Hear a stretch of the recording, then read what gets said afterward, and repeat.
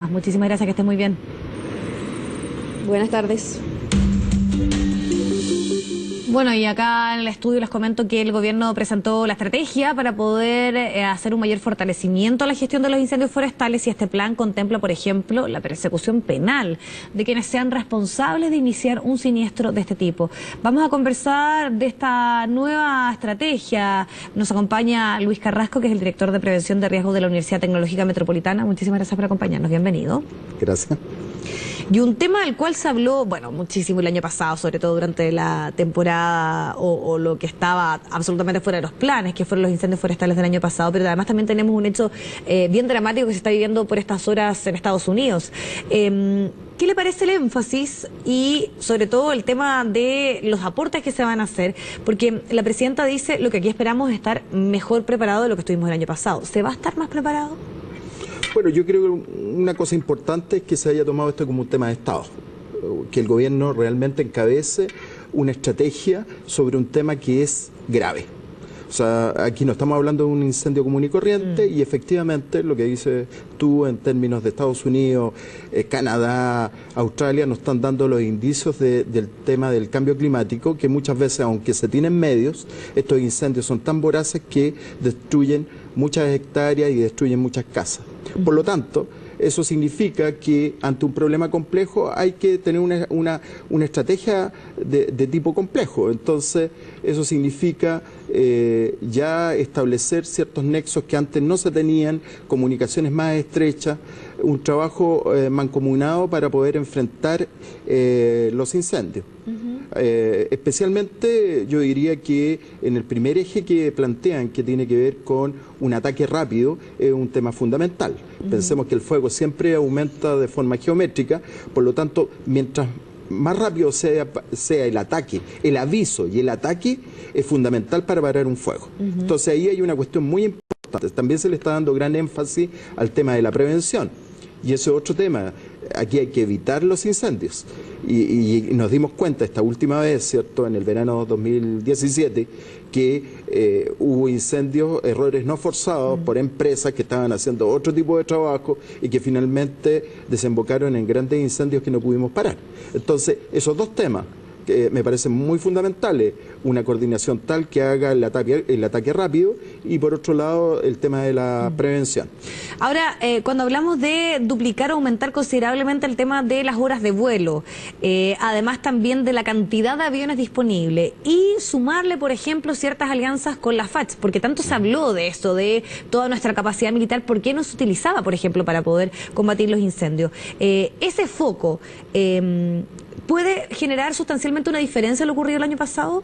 Evidentemente va a haber muchos más recursos y finalmente teníamos grandes capacidades y capacidades técnicas que estaban ociosas, que finalmente se preocupaban de otros temas que son importantes, como son la defensa, pero que también podían ser ocupados en este tema, que era en el tema de los incendios. Ya sea en el tema que te digo yo de la detección, es muy importante todo el tema de las horas de vuelo para establecer dónde están los focos con exactitud, trasladar gente, en fin, y también en el ataque mismo. Por lo tanto, aquí hay una cuestión que tiene que ver precisamente con una estrategia compleja, que no basta solamente con los aviones. Había una tendencia este verano a pensar que solamente los aviones apagan los incendios. Por todo lo que hubo mediáticamente con el supertanker, y después estuvo todo el análisis si efectivamente había sido tan óptima su ayuda, o más bien nos habíamos concentrado en un hecho más bien mediático. Claro, el tema estratégico depende cómo se van planteando los problemas y cómo se va dando el tema de la emergencia. Muchas veces se requieren de aviones grandes, con mucho caudal. ¿Son eficientes? Sí, son eficientes para ciertas condiciones, y otros son eficientes tener aviones más pequeños. Esto es lo mismo que en la ciudad. En algunos sectores se van a requerir carros bombas grandes y grandes bombas, y en otros vamos a requerir vehículos mucho más pequeños que sean más rápidos y más versátiles. Por lo tanto, mirado desde ese punto de vista, lo que se requiere aquí es precisamente una coordinación, un mando estratégico, y que haya gente que esté al mando de este conglomerado para hacerle frente al fuego. Y mirado desde ese punto de vista, cuando tú me hablas del supertanker, que señala que el agua vertida corresponde al 12%, uno no le quita mérito, porque es muy importante a lo mejor ese 12% en parar el fuego. Lo puntual es que hay que también darle mérito que habían más de 500 carros bombas en tierra, habían más de 700 brigadistas, habían más de 2.500 bomberos, habían brigadas privadas, en fin, o sea, todo ese contingente, toda esa estrategia hace que se puedan apagar los incendios. Otra cosa interesante que se anunció tiene que ver con la persecución penal de los delitos de la provocación de estos incendios, porque siempre se enfatiza que la mayoría de las veces esto tiene responsabilidades netamente humanas. Estamos hablando de una negligencia o de intencionalidades. Ese aspecto también, ¿qué tan determinante puede ser en lo que tiene que ver con la responsabilidad de los ciudadanos en esta materia? Bueno, aquí estamos hablando de que la principal causal de incendios forestales, el 99,9% corresponden a seres humanos. Por lo tanto, el tema de la persecución legal tiene también una suerte de aviso perentorio frente a aquellos que están haciendo situaciones que pueden provocar un incendio y que pueden provocar por un acto negligente o culposo. De ahí cuando uno hace, por ejemplo, la comparación, lo que ocurre en otros países donde efectivamente yo entiendo que hay penas altas también, que fue otra cosa que también se discutió muchísimo durante lo que ocurrió el año pasado. ¿Qué tan disuasivo puede ser efectivamente esto? Bueno, por lo pronto te puedo decir que en el caso de Chile, habiendo penas altas, generalmente se diluyen en las responsabilidades. Por lo tanto, eso es una mala señal. Y en orden a eso, pensemos que aquí gran parte de los que provocan también incendios son menores de edad. Cuando están las responsabilidades civiles con respecto a sus tutores o con respecto a quienes son sus padres, hace también mayor la idea de la responsabilidad frente a este tipo de actos, en donde uno tiene que estar pendiente de qué es lo que está sucediendo y todo lo que puede significar el impacto de un fuego, porque no es simplemente prender una fogata. Aquí estamos hablando de situaciones que han llevado a pérdidas que son irreparables para el país y muchas veces deparan, ¿cierto?, perder casa, habitación, todos los bienes de las personas, incluso hasta vida humana. Pero uno entendería que hay una cierta experiencia adquirida, sobre todo porque hay una investigación que tiene que ver con responsabilidades de empresas eléctricas, que tiene que ver con el cuidado del tendido y también muchas veces de negligencias, no necesariamente la intencionalidad, sino que el tema de la basura, el tema de fogatas que no se pagan adecuadamente. Y ahí hay otra dificultad que no sé cuánta injerencia puede tener, que es cómo perseguir y efectivamente comprobar la responsabilidad de esta gente, porque muchas veces se van de ese lugar. Entonces, eso también es complejo porque podemos elevar las penas, pero cómo efectivamente se puede hacer responsable a los que estuvieron detrás de una acción. Siempre detrás de esto hay investigaciones y hay seguimiento. Si esta cuestión no es un tema aislado, que no vaya a quedar nada que nadie haya detectado. Por lo tanto, imagínate, si ya hay un responsable que tiene que ver con una empresa, tiene que hacerle un seguimiento a sus trabajadores. Si estamos hablando de niños, estamos hablando de padres que tienen que hacerle seguimiento. Puntualmente con respecto a actos negligentes de botar basura, también, o sea, son cuestiones que no aparecen de un día para otro. Entonces, aun cuando no es fácil, hay buenos resultados en las investigaciones.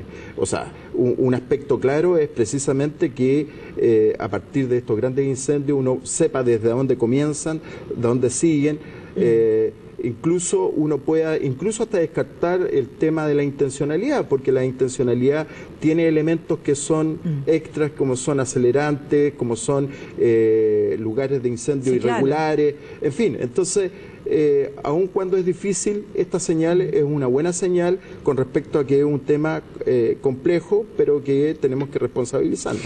Otra cosa que siempre se pone en el tapete en nuestro país cuando hablamos de enfrentar emergencias tiene que ver con el organigrama y cómo se responde. ¿Qué pasa con esas comunidades locales que muchas veces decían aquí no se está enfrentando y se está concentrando toda la ayuda o el trabajo en otro lugar? Ese aspecto que tiene que ver un poco con la planificación, con la estrategia, con cómo se coordinan los organismos para responder a una situación como la que vivimos el año pasado, ¿faltó tal vez que se anunciara o que existieran mayores planes o mayor énfasis en este tema? Bueno, el segundo eje habla de la cooperación mutua y la comunicación.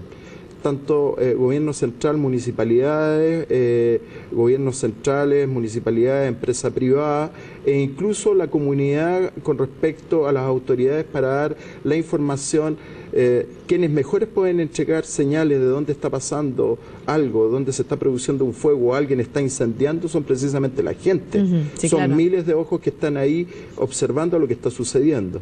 Entonces, son esos los elementos que hoy día están siendo canalizados a través de un sistema que va a permitir que esto sea mucho más fluido, y han puesto énfasis en que no estaba funcionando bien. Y eso es muy importante, o sea, en un reconocimiento previo de que eso no fue tan fluido y que no estaba, el año pasado. claro, no estaba funcionando, porque es imposible que el nivel central esté informado si el nivel local no ha informado. Me imagino que más allá del tema de los recursos, que siempre es bien significativo lo que puede generar, ese aspecto es trascendental en cómo se enfrenta una situación como la vivía el año pasado. Y yo me atrevería a decir que incluso está más trascendental Es la más que lo importante. que es la más importante, porque el incendio que podemos evitar y la información que puede ser oportuna es lo que puede hacer parar un incendio. Más allá de otras estrategias que creo que van en el camino directo y el buen camino, como tener brigadas nocturnas, como usar elementos retardantes, en fin, varias líneas de acción que se han manifestado que corresponden a los países que están enfrentando este tipo de problemas. Y para finalizar, porque también escuchábamos al director de la CONAF que decía que aquí iba a haber un trabajo, por ejemplo, entregándole ciertos materiales de aislación a las viviendas propiamente tal para poder responder rápidamente ante la emergencia. El tema de la educación, de la preparación, eso se incorpora, está presente, porque una de las complejidades también es que de repente no se actuaba de la manera más adecuada y en vez de solucionar un problema se agravaba. Bueno, yo creo que tú das un punto clave. Este tema de la prevención y especial énfasis en la capacitación y preparación requiere tiempo. No se puede improvisar. Por lo tanto, más allá de un instructivo que uno puede entregar y hacer una capacitación rápida, es evidente que esto tiene que ser con bastante antelación. Entonces yo creo que esto puede ser el comienzo de una buena capacitación que vaya en el tiempo, porque si no, no vamos a poder hacer un cambio de conducta en la gente. Por lo tanto, yo creo que es un punto que vamos a tener que analizar y vamos a tener este escenario, este tablero de ensayo en estos próximos incendios, que esperamos que no sean estas 600.000 hectáreas que se quemaron en el 2017, pero que evidentemente podemos pensar, si hay un buen trabajo y compromiso, podemos evitar tener esta cantidad de 5.000, 8.000 focos de incendio que se provocan en verano. Perfecto. Luis Carrasco, director de Prevención de Riesgo de la Universidad Tecnológica Metropolitana, muchas gracias por acompañarnos. Gracias a usted. Bueno, y en otro tema, el octavo juzgado de garantía sobreseyó